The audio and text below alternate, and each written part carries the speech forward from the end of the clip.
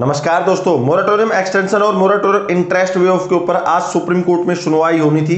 Supreme court में आज moratorium extension के ऊपर 9:31 पर सुनवाई शुरू हुई और फिलहाल अभी सुनवाई खत्म हो चुकी है। और आज बहुत सारे जो पार्टियां हैं उन्होंने मोरेटोरियम एक्सटेंशन के लिए अपने पक्ष रखे और सुप्रीम कोर्ट ने भी उनके ऊपर अपना जवाब दिया।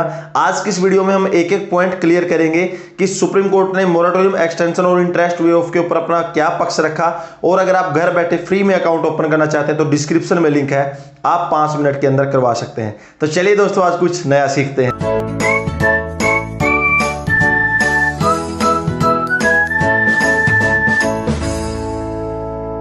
आज सुप्रीम कोर्ट में मोरेटोरियम एक्सटेंशन और इंटरेस्ट वेव के ऊपर 9:31 पर सुनवाई हुई, जिसमें केंद्र सरकार और आरबीआई ने अपना पक्ष रखा।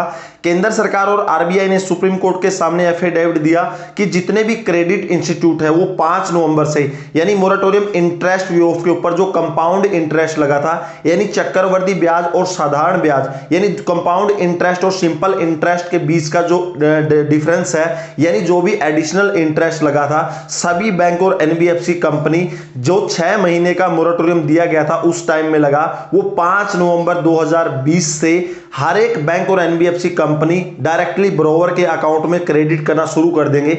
यानी कि अगर आपने कोई भी एडिशनल इंटरेस्ट यानी कंपाउंड इंटरेस्ट पे किया है तो आज से ही सभी बैंक और एनबीएफसी कंपनी धीरे धीरे आपके बैंक अकाउंट में वो पैसा ट्रांसफर करना शुरू कर देंगे। रिजर्व बैंक ऑफ इंडिया और केंद्र सरकार ने अपना दूसरा पक्ष सुप्रीम कोर्ट के सामने रखा। आरबीआई ने कहा कि यदि मोरेटोरियम को आगे बढ़ा दिया गया तो बोरोवर के क्रेडिट और बैंक के ऊपर बैड इंपैक्ट पड़ेगा और साथ में आरबीआई और जितने भी फाइनेंशियल इंस्टीट्यूट है इनके ऊपर भी बहुत बैड इंपैक्ट पड़ेगा। तो उन्होंने सुप्रीम कोर्ट से आज दोबारा फिर अपील की कि मोरेटोरियम को प्लीज आगे नहीं बढ़ाना चाहिए। उसके बाद जो आज हमारे सॉलिसिटर जनरल तुषार मेहता जी हैं, आज भी सुप्रीम कोर्ट में मौजूद नहीं थे। उसके बाद जो अभिषेक जी हैं, जो एडवोकेट हैं, पावर प्रोड्यूसर की तरफ से केस लड़ रहे हैं, उन्होंने दोबारा से सुप्रीम कोर्ट के सामने आज फिर से अपील की कि मोरेटोरियम को आगे बढ़ा देना चाहिए, फर्दर रिलीफ मिलना चाहिए, क्योंकि बहुत सारे लोग और जितने भी बहुत बड़े बड़े जितने भी कारपोरेट लोन है अभी तक कोविड-19 पैंडेमिक के उसकी भरपाई नहीं हो पा रही है और वो लोन को रीपे नहीं कर सकते। तो उन्होंने सुप्रीम कोर्ट के सामने दोबारा से अपील की कि मोरेटोरियम को आगे बढ़ाना चाहिए। रिजर्व बैंक ऑफ इंडिया ने दोबारा से सुप्रीम कोर्ट के सामने अपील की कि सुप्रीम कोर्ट ने जो एनपीए पर इंटरिम ऑर्डर लागू कर रखा है, यानी कि जब तक सुप्रीम कोर्ट के यह फैसला नहीं आ जाता मोरेटोरियम एक्सटेंशन और इंटरेस्ट वेव के ऊपर,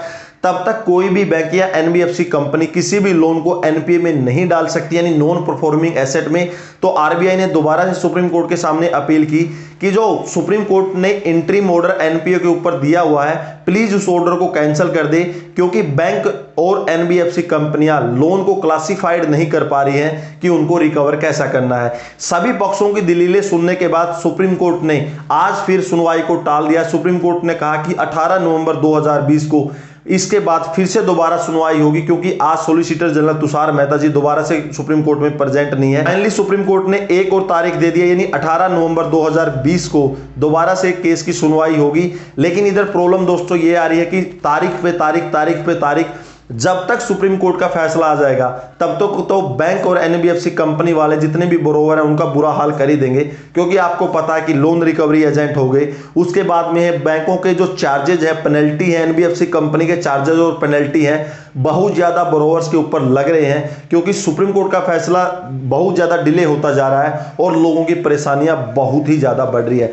आप लोग देख रहे होंगे लोन रिकवरी एजेंट का अभी क्या रुख है, और उसके बाद बहुत सारी एनबीएफसी और लोन कंपनी प्रोवाइडर ऐसी हैं कि डेली के 500 रुपए पेनल्टी चार्ज कस्टमरों के ऊपर लगा रही है। एक बंदे ने तो अपना लोन पूरा पेमेंट भी कर दिया था, लेकिन उसके बाद भी उसके ऊपर डेली 500 रुपए का पेनल्टी लगा रहे हैं और 6 महीने के अंदर उसके सामने बहुत बड़ा अमाउंट रख दिया है। आपसे दोबारा रिक्वेस्ट है दोस्तों, इसके लिए हमें फाइट करना पड़ेगा। ट्विटर पर हर एक जगह ट्वीट कीजिए, जितने भी हमारे देश के बड़े बड़े फाइनेंशियल एडवाइजर हैं, जितने भी हमारे देश के बड़े बड़े जितने भी बैंकिंग से रिलेटेड जो लोग हैं उनको ट्वीट कीजिए। मैं भी बार बार ट्वीट करता रहता हूं, हमारी टीम भी ट्वीट कर रही है। डिस्क्रिप्शन में मेरा ट्विटर अकाउंट है, फॉलो कर लीजिए, उधर से भी आप ट्वीट कीजिए, हो सकता है कि गुड न्यूज आपको मिल जाए।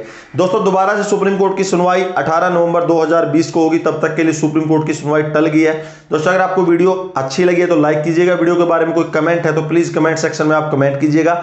इसी तरह से नॉलेजेबल टॉपिक पर वीडियो पाने के लिए चैनल सब्सक्राइब कीजिए। तो दोस्तों नेक्स्ट वीडियो के लिए तब तक जय हिंद, वंदे मातरम।